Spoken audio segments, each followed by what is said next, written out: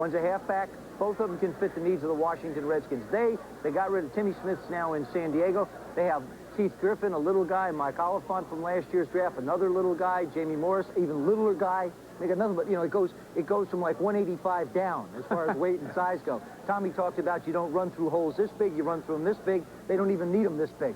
They got little tiny people. I think they have to go to a running back. And as I look at the list of players that are left, both young men out of Syracuse could fit the bill for the Redskins. There are some running backs left, also Henderson from Georgia. But I think you're right. The Syracuse guys, and think about that backfield. And here is, we take a look at the Redskins. Yeah, big, talented running back.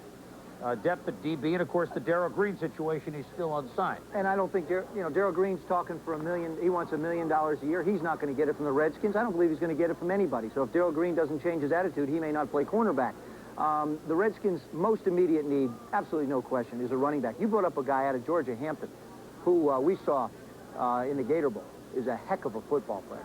So, I mean, but as far as rating goes, the two guys in Syracuse come up a little bit higher. Again, Bobby Beathard has not been able to work the deals that I think he wanted to. Right. So it's pretty much got to go that way. Johnston is the fullback who is kind of a throwback style to the classic old days. And the Skins have got the pick going up there. Drummond is a guy who got better as the year went on and a guy with excellent hands. We'll be back in a moment.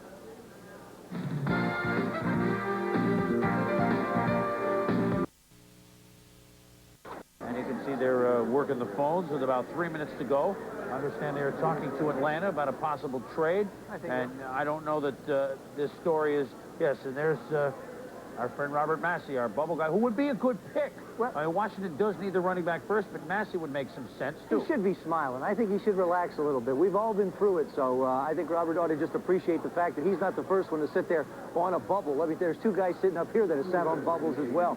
He is a cornerback just doesn't make sense for Washington at this particular point. There are other football teams that could use his talents more than the Washington Redskins. I still wouldn't outrule a trade. Having talked to the Redskins earlier this afternoon, just before the draft started, they felt like if a deal was going to be made, it would be made right up before their choice. And we're right here at the 11th hour for the Washington Redskins. I know Joe Gibbs' priority is a running back. The Washington Redskins, when they finally make their selection, unless they trade it, we are now down to only a few teams that we haven't heard from. Minnesota we haven't heard from and won't for a little while. Philadelphia we haven't heard from. The Raiders, we didn't hear from directly, but they got Wisniewski in the pick with Dallas. And Buffalo, we may not hear from all day because I'm talking to them last night. Their first pick is the 3rd round, and it's the 82nd overall, and they're just hoping to make the telecast before we go off in 7 hours. But at any rate, the Redskins are now up, and let's go to Don Weiss at the podium. It looks complicated. Either you can't pronounce it. We have a trade between Washington and Atlanta.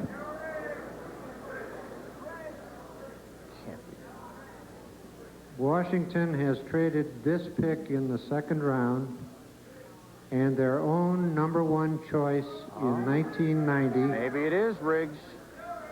To Atlanta for running back Gerald Riggs and Atlanta's choice in the 5th round in 1990. With the choice just obtained from Washington,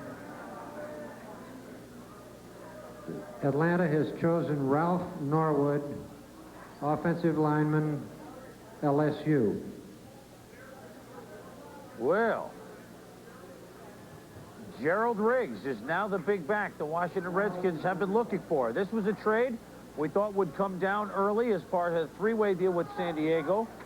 We got to this point. Cleveland broke the ice by trading a #1 pick next year in their efforts to get lawyer Tillman. And now Atlanta, Kenny Herrock is wheeling and dealing down there. And I'm not trying to imply anything because I think Riggs is certainly physically fit and everything's fine. But only they really know how fit he is. Because they've kept at it, Joe, to trade a Gerald Riggs. I'm not trying to imply it's damaged goods at all because I'm sure Washington is checking. But Gerald Riggs is a heck of a football player. Yeah, Gerald Riggs is a heck of a football player. I have believed for the last 2 years that if the Redskins could have gotten Gerald Riggs, they would have won 3 Super Bowls in a row. I really feel like that's the weakest part of their football team was the running back. In Atlanta, Gerald Riggs was asked to do a lot more than he will be asked to do with the Washington Redskins. It's sort of like a Dave Butts situation. Here's a guy who is only going to play 1 or 2 downs possibly.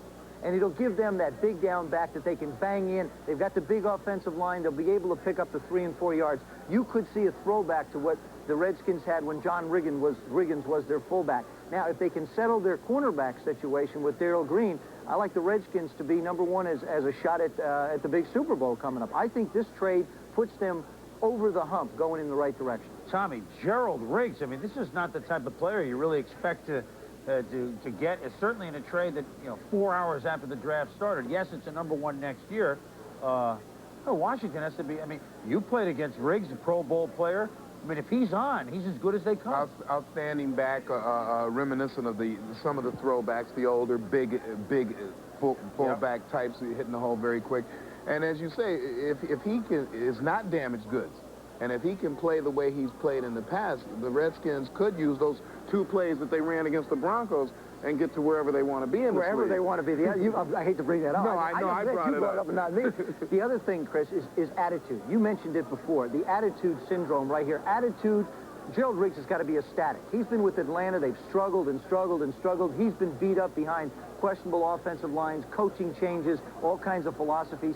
He's coming to a contender, a proven champion. So now you have a situation where a guy is going from, oh gosh, another year, gee whiz, to holy mackerel. Now I have a shot at what I've always wanted. I have a chance to contribute, but I also have a chance to be a part of a championship football team. So I think attitude for Gerald Riggs could overcome any little nicks he might have. Atlanta is really building a team for the future because they're trading away one of their established stars.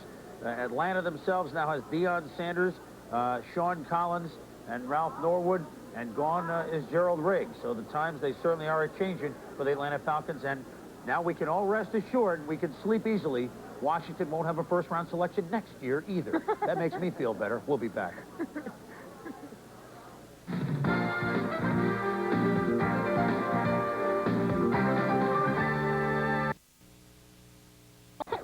That selection up today, originally a Redskins pick, then the Raiders. It's all part of the Jay Schrader trade. But the big news just moments ago, Gerald Riggs traded to Washington. Open secret that the Washington Redskins coveted a strong running back coming in here.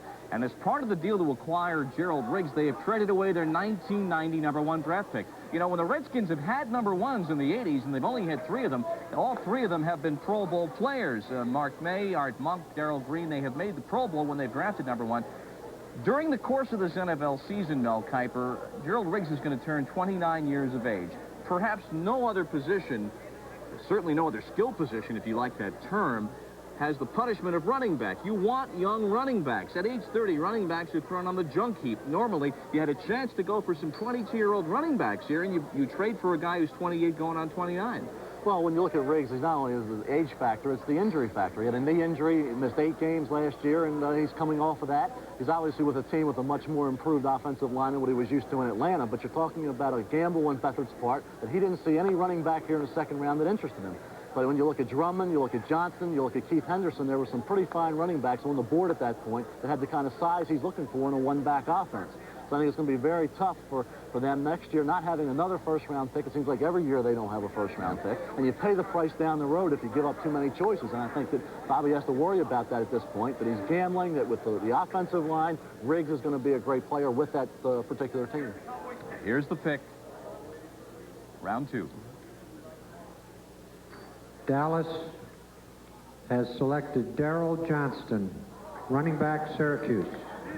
There's one of the players we thought that would have been taken the pick before Washington worked that trade. So Darrell Johnston out of Syracuse is selected. And, you know, getting back to number 1 picks for Washington, they haven't had one since 1983. Darrell Johnston, bit of a throwback out of the fullback position at Syracuse. Young man who can block, who is averaged also as a runner, 5 yards a carry, blocked for Drummond, blocked for Michael Owens. Best pure fullback in this draft. You know, Cleveland Gary might be a better receiver and what have you, but Darrell Johnston's a great blocker, tough inside runner, and a real sure-handed receiver. He will be a fine complement to Walker, obviously. Newsom's only going to play 1 more year. They needed a fullback. Johnston could have been very easily a late first-round pick. This is a value choice for the Cowboys, and like I said, this is one of the players that the Redskins could have had. Exactly. Instead, they worked the trade for Gerald Riggs, and so Herschel Walker has a large, accomplished, well-thought-of blocker